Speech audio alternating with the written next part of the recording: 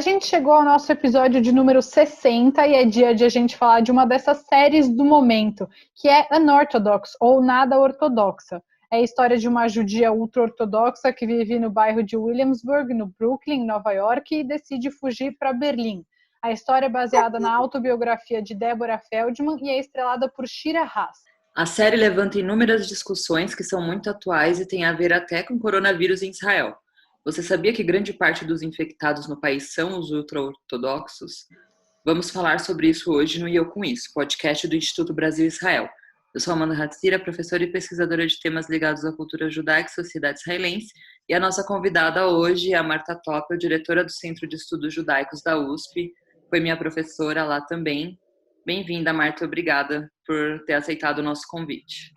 Muito obrigada pelo convite. E eu sou a Anita Efraim, jornalista, falando diretamente de Santiago. Marta, para começar, você assistiu a série? Você conhece esse livro? O que você achou dessa história?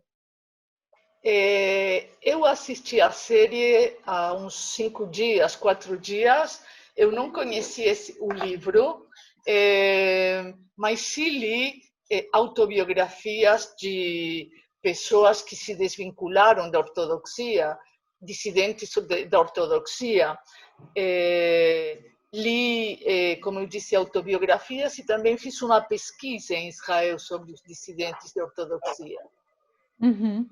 E essa comunidade que ela saiu, né, que é a Satmar, que a Débora, ou a Este, né, na série nasceu, ela é muito específica, né, uma comunidade de pessoas que vieram da Hungria, de sobreviventes do Holocausto. Você acha que dá para dizer que eles são uma amostra do que são os ultra-ortodoxos ou eles são algo diferente?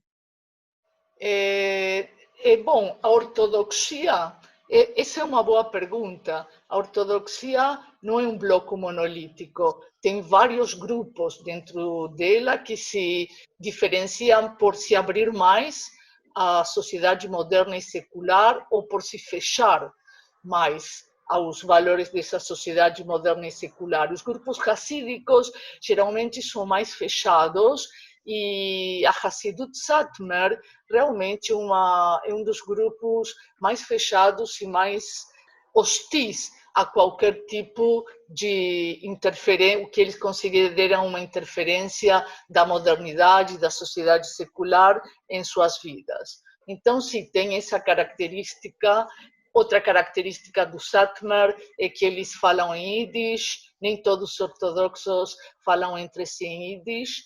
Enfim, e é uma dos grupos racídicos maiores. Não são mais importantes, mas também maiores em número de membros.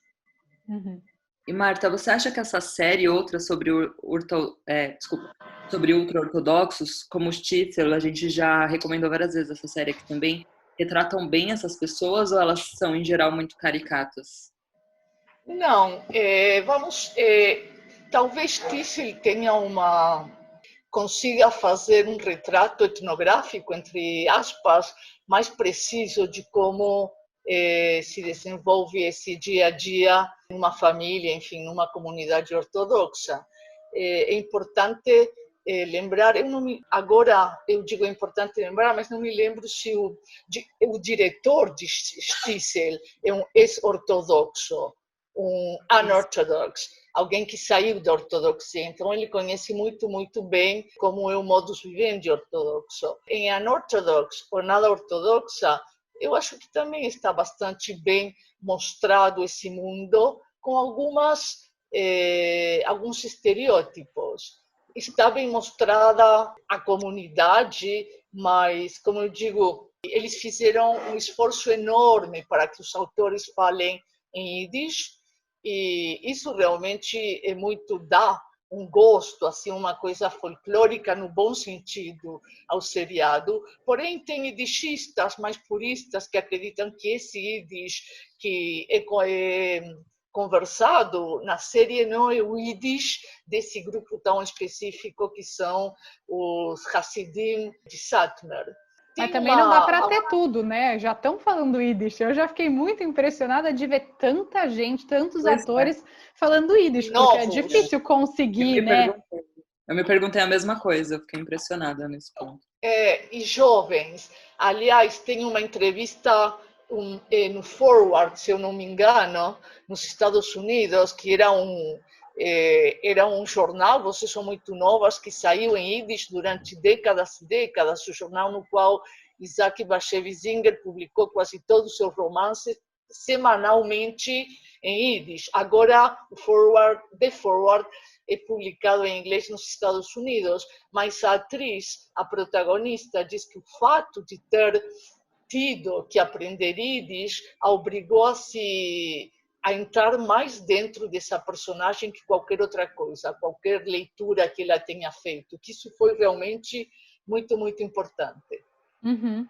E, bom, a gente falou sobre nada ortodoxa e falou sobre Stissel, e eles têm uma diferença muito grande, né? Que ela é uma judia ultra-ortodoxa que mora no Brooklyn, Nova York, e eles são judeus ultra-ortodoxos que moram em Israel. Tem alguma diferença entre eles, Marta, que seja mais notável entre quem tem muitas diferenças.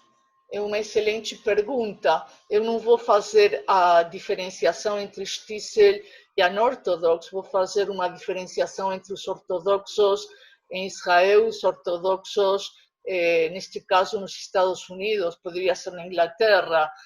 Até podemos tomar a Hassidut Satmar, como ela se comporta em Israel e como ela se comporta nos Estados Unidos, que é o grande núcleo dessa Hassidut.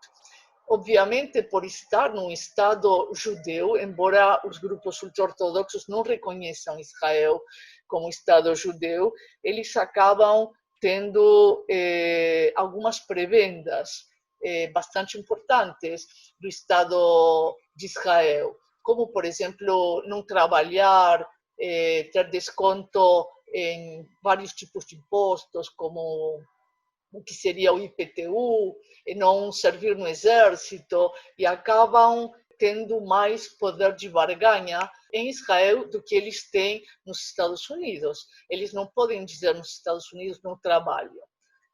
Quem vai sustentar eles? Não é tão, tem filântropos, tem doadores, mas ainda isso não é suficiente. Outra questão, que um indicador que mostra quão importante é o Estado judeu que eles não reconhecem, é que se você toma Hassidut Satmar em Israel, a média de filhos pode ser 6. Se você toma essa mesma Hassidut em Londres ou em Nova York, a média de filhos é 4 ou menos. Por quê? Porque em Israel eles recebem muitos subsídios. Uhum. Então, aí vemos o que é um grupo ortodoxo judeu num Estado judeu e um grupo ortodoxo judeu como uma minoria, que poderia ser no Brasil, enfim, no Canadá, etc. A gente vê nessas séries algo que acontece de verdade, coloca muitos em risco em Israel. A desconexão dessas pessoas com o mundo, né? A gente viu numa das séries como eles não usam a internet, por exemplo. Então, as cidades com mais ultra-ortodoxas em Israel, por exemplo, são também as que mais têm casos de coronavírus. Isso porque eles não sabem da doença, a gravidade dela e, enfim, seguem saindo nas ruas. E quando souberem sobre, acharam mais importante rezar e estudar, né? Os que tiveram as informações. Marta, você acha que é um descolamento da realidade ou uma questão de prioridades para esses ortodoxos? Não acho que as duas questões sejam excludentes. E também isso se relaciona com a pergunta anterior. Vamos por partes.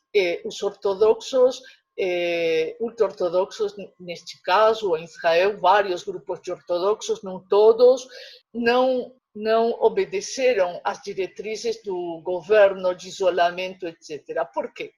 Por duas razões. Primeiro, eles não têm acesso à internet porque a internet está proibida ou só para alguns, não tem TV, rádio, não leem a imprensa secular. Esse é um ponto muito importante. O outro é que eles desconfiam sempre, a priori, de instâncias que não sejam os grandes rabinos, a ciência, a imprensa, o governo, os ministros.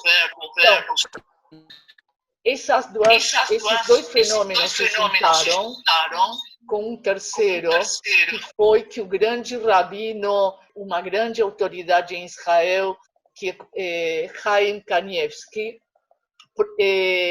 pediu para os ortodoxos não seguirem as diretrizes do governo de Israel de confinamento, de fechar as escolas, os lugares com aglomerações, como sinagogas, yeshivot, etc. Então, foram 3 fatores os que fizeram que essa população ficasse fora dessas regras que seguiram os cidadãos israelenses, e por isso ficaram muito mais vulneráveis ao vírus. Outra questão importante de ser lembrada é que a cidade que tem maior casos de coronavírus é a cidade ultra-ortodoxa por excelência, que chama Bnei Brak, e que é uma das cidades mais pobres de Israel entre a população judaica. É importante lembrar que os ortodoxos em Israel, uma grande parte dos ortodoxos vive por debaixo da linha de pobreza. Então já temos 4 fatores importantes. Eles vivem em casas pequenas, com poucos cômodos e muitas pessoas.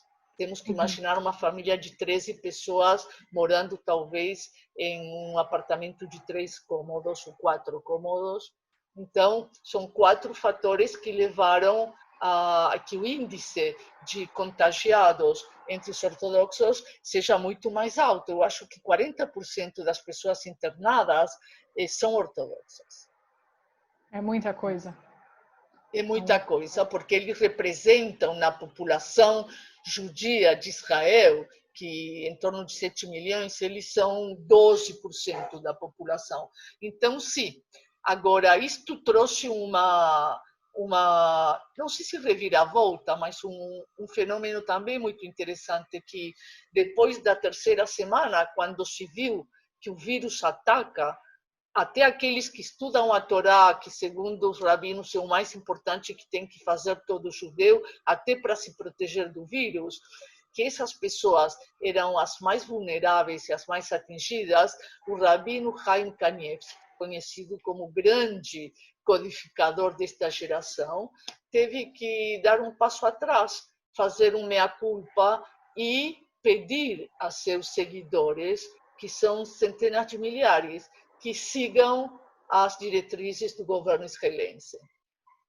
E você acha que isso acontece menos nos Estados Unidos pela quantidade menor de privilégios que eles têm? Como você falou, em Israel eles são muito subsidiados, em Israel tem vou colocar entre aspas aqui essa palavra, mas uma chantagem dos grupos ortodoxos que apoiam o governo, por exemplo. Você acha que em outros países tem menos margem para isso acontecer? Obviamente, porque se um rabino diz que as sinagogas e as yeshivot, que são escolas, colégios para adolescentes, têm que ficar abertos, vem a polícia e fecha as sinagogas, e não tem mais discussão, e fecha as yeshivot, os kolelim. Em Israel, houve até cenas de violência, talvez vocês tenham assistido, de policiais tentando deter ortodoxos, e eles criam grandes escândalos, e até uma cena muito violenta de policiais borrifando, se diz em português, isso. Uma aglomeração de ortodoxos, talvez com algum desinfetante. Então, eles podem fazer isso em Israel, eles não podem fazer isso em São Paulo. Ficar sentados na Avenida Paulista ou próximos de uma sinagoga, 50 ou 60 ortodoxos, e dizer que eles não vão sair da sinagoga. Se saem na calçada, ficar sentados na calçada e esperar que a polícia, depois de muita negociação, borrife eles. Uma coisa é que realmente eles só são capazes e têm a legitimidade, por muitas coisas que não vêm agora, que a gente não pode discutir, de fazer esse tipo de atos em Israel. Extremamente difícil para muitos judeus seculares ver um grupo de judeus ortodoxos sendo borrifado. Aí vem todas essas associações que a gente já sabe quais são. E eles exploram isso muito bem. E Marta, só para voltar no ponto que você já comentou, né, um aspecto que pode ser confuso para muitos, né, o antisionismo dos ultra-ortodoxos. Sim. Como que funciona isso? Por que eles não apoiam Israel? Bom, desde o início, os ortodoxos condenaram o sionismo, isto é, já em 1927 se cria um partido na Polônia, Agudat Israel, que o objetivo deles era combater o sionismo. O sionismo era visto como uma heresia, porque um Estado judeu só poderia se concretizar depois da volta do Messias. O Messias, temos que lembrar, no judaísmo é muito diferente a sua função que no cristianismo. O Messias no judaísmo é um líder político que acaba com o exílio, criando um Estado judeu em terras de Israel. Então, que isso o fizessem jovens, ateus, socialistas, era visto como uma heresia. Isto ia contra a providência divina. Se Deus não tinha mandado o Messias, com que ousadia de aqueles jovens de ir contra o destino, contra a providência divina para o povo de Israel. Então, desde o início, grande parte dos ortodoxos se declarou anti-sionista. Depois, aos poucos, alguns, entre eles Agudat Israel, acabaram negociando com o Estado de Israel, com os diferentes governos, mas eles não são sionistas, se declaram acionistas. Como, por exemplo, o ministro de Saúde de Israel, Leitzman, que não é um cidadão sionista, ele é acionista, isto quer dizer, ele negocia com essa instância que é o Estado de Israel, porque lhe convém, porque precisa, mas não é apoiador, jamais se diria sionista. Inclusive tem casos curiosos, né, Marta, em que você vê manifestações de árabes que são contra o Estado de Israel, junto com os judeus ultra-ortodoxos, sempre acaba pipocando uma imagem assim e deixa as pessoas super confusas, né, com essa situação. Sim, isso acontece, por exemplo, os Satmar são muito combativos nesse sentido nos Estados Unidos, mas, como eu disse, isto vem desde os primórdios do sionismo, depois da partilha da Palestina, os Agudat Israel, não, me engano, Naturei Karta, que é um grupo pequeno, extremamente ortodoxo, que não é originário da Europa, eles já estavam na Palestina há várias gerações.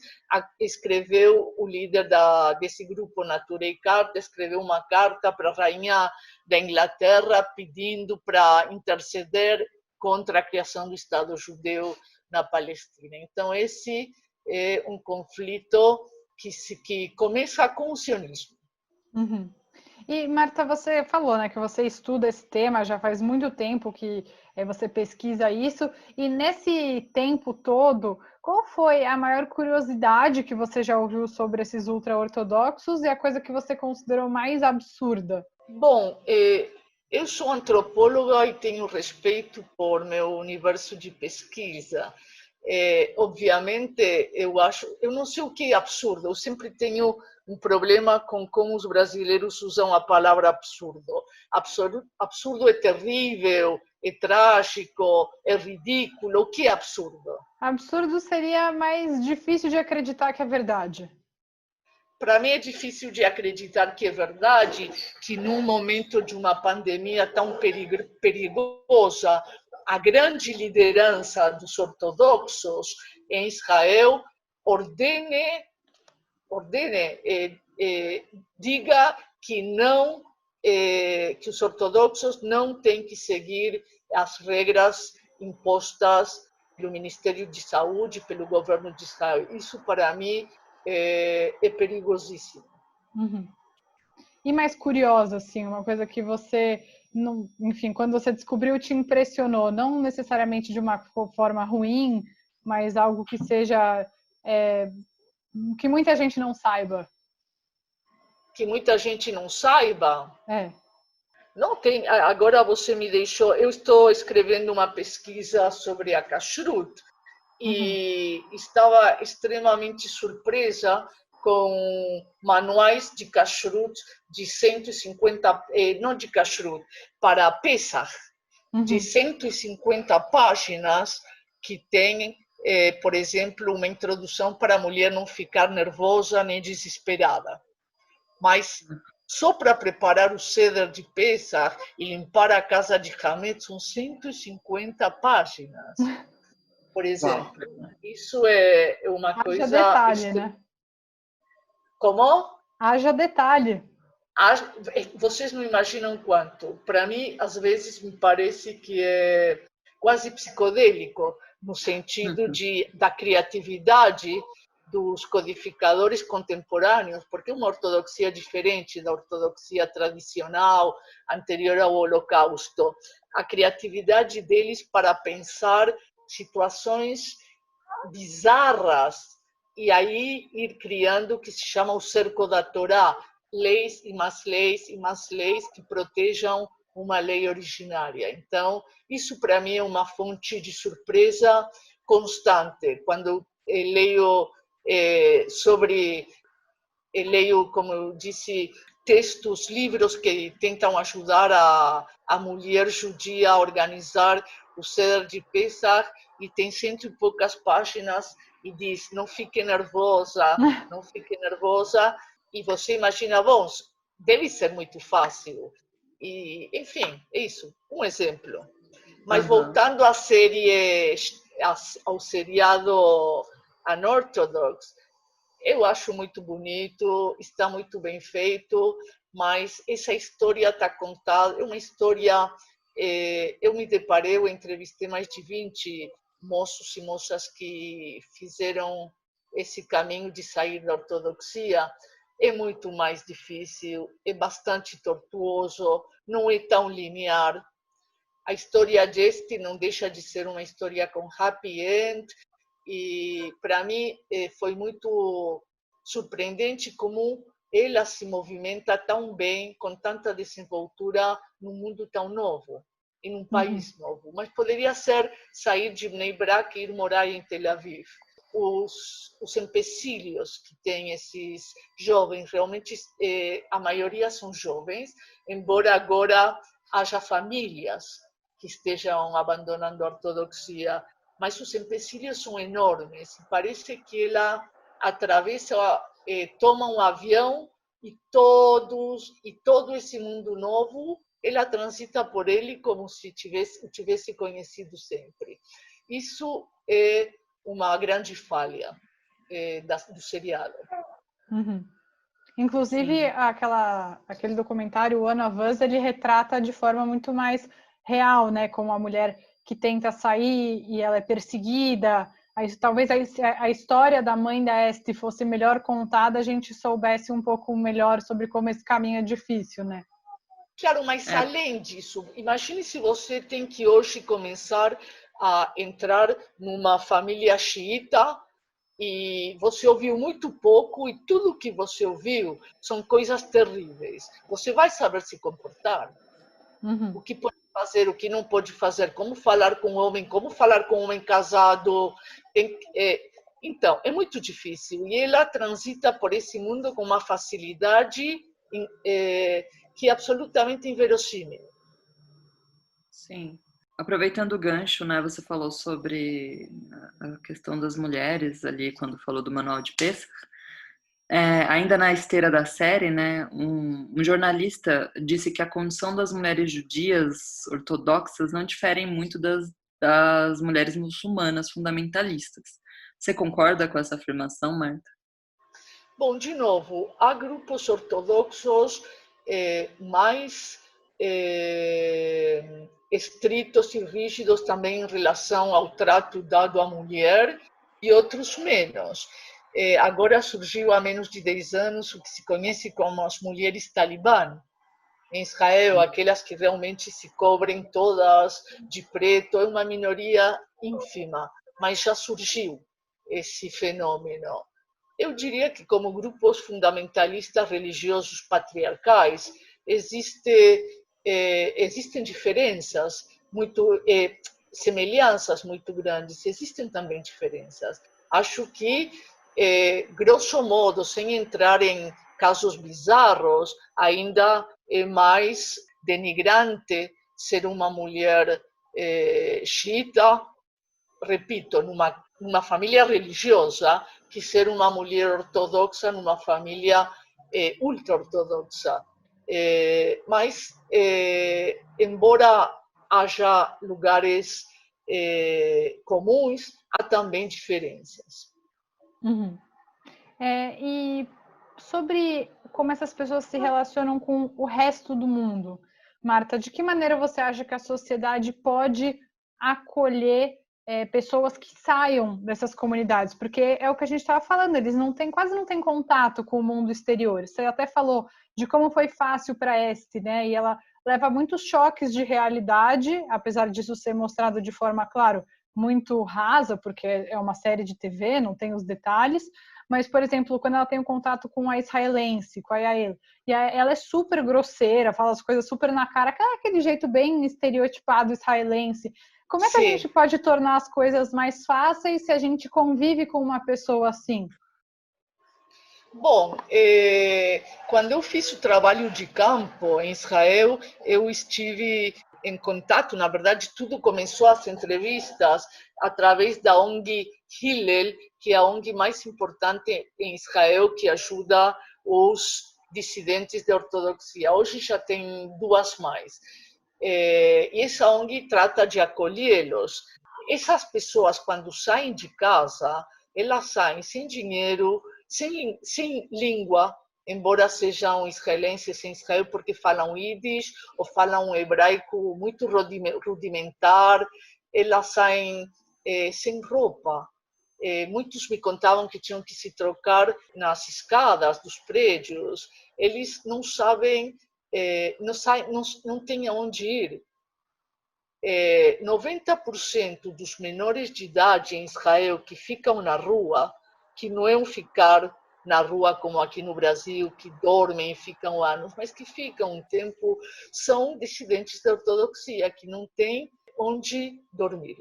Então, Hillel faz um trabalho de acolhimento também com apartamentos que são alugados para eles, com roupa, dinheiro, um pouco lhes encontra trabalho. São pessoas que, isso sim está mostrado bem na série, não têm educação. Em Israel, eles não estudam, a grande maioria dos ortodoxos, porque tem uma rede educacional separada, que não precisa passar pelo Ministério de Educação, não existe um currículo mínimo, não tem os mínimos rudimentos de educação secular, nem para procurar emprego, às vezes. Não tem uma disciplina de trabalhar, porque os pais não trabalham, não sabem como usar o dinheiro, não sabem gastar dinheiro. Então, tudo isso é muito difícil. O que faz Hillel é, para cada, não associado, mas uma pessoa que recorre a uma ONG, uma fundação, me fugiu o nome, para cada pessoa atendida, há um voluntário e fica com essa pessoa, às vezes, 2, 3 anos, como um amigo, como alguém que o acompanha ao cinema, como alguém que o ajuda a escolher as roupas. Aí tem uma cena que é quando este troca de roupa, é quase um ritual de passagem, coloca o jeans.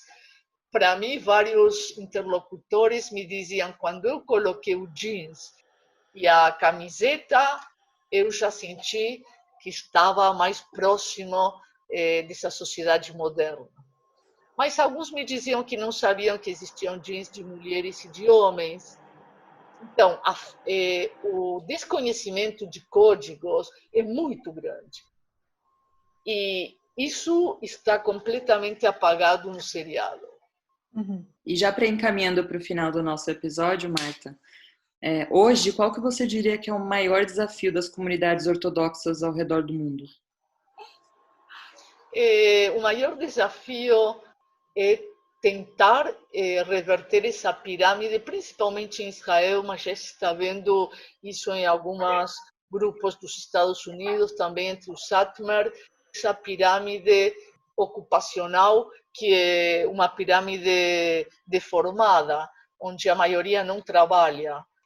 Esse me parece que é o grande desafio dos ortodoxos, entrar no mercado de trabalho e a questão da mulher também, ver como mudar a Alahá, porque a Alahá não nasceu com Moisés no outorga da Torá no Sinai. Houve mudanças muito grandes na Alahá. O casamento monogâmico é uma mudança do ano 1000 na Europa. Então, fazer mudanças importantes em relação ao status da mulher, o trabalho, aprender disciplinas seculares, esses me parece que são 3 desafios, e acredito que a internet está mudando algumas questões relacionadas a esses 3 tópicos que mencionei, principalmente entre as gerações mais novas. Muito legal, até porque a gente está falando de uma coisa, o mais extremo da religião, né, o que a gente chama de ultra-ortodoxos, mas tem, claro, né, ortodoxias que são mais chegadas no mundo real, né, a ortodoxia moderna, tem os Bnei Akiva, que o papel da mulher ele é diferente, óbvio, não é igual, mas tem mulheres ortodoxas que são rabinas, não quer dizer que elas vão para o púlpito rezar a Torá, mas elas se formam com um conhecimento de rabinos, né? Então, tem algumas linhas que elas vão se adaptando, elas não saem totalmente, não usam calça jeans, mas que também vão se transformando. Com certeza, o movimento feminista dentro da ortodoxia norte-americana está cada vez mais forte. Há 15 anos só existia nos Estados Unidos. Hoje também há sementes dessas mulheres ortodoxas que reivindicam direitos qua-ortodoxas. Elas não querem ser reformistas nem conservadoras. Está crescendo, e esse é um indicador muito interessante e acho muito bem-vindo. De mudanças, sim. E Marta, para a gente finalizar, a gente sempre faz uma indicação no fim do episódio, o nosso IB Indica, e eu queria saber qual outro livro, ou série, ou filme você indica para que as pessoas possam entender melhor essas comunidades ultra-ortodoxas que são tão complexas. No Brasil, há muito pouco escrito em português. E agora vocês me estão colocando numa saia justa, porque eu escrevi um livro sobre a dissidência da ortodoxia em Israel, que foi publicado em português e depois traduzido ao inglês. Então, conta pra gente. Eu não conheço outro livro sobre ortodoxia escrito em português. E qual que é o seu livro? O livro se chama Ortodoxia Judaica e seus Descontentes, Dissidência Religiosa no Israel Contemporâneo. Muito legal. Quem quer entender melhor o seriado, com certeza vai entendê-lo lendo esse livro, que justamente é uma pesquisa antropológica sobre esse fenômeno. Então tá bom. Muito Marta, interessante. Muito obrigada pela participação, foi um prazer. Você foi muito bem falada pelas pessoas que já te conhecem aqui do IB e realmente foi muito interessante conversar com você e ouvir todo o seu conhecimento sobre esse assunto.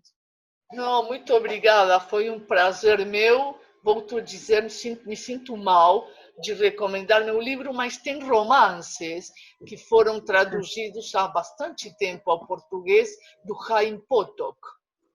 Vocês são muito novas, mas tem outro livro de contos lindíssimo do Isaac Bashevis Singer, que se chama Um Tribunal do Meu Pai, da Companhia das Letras.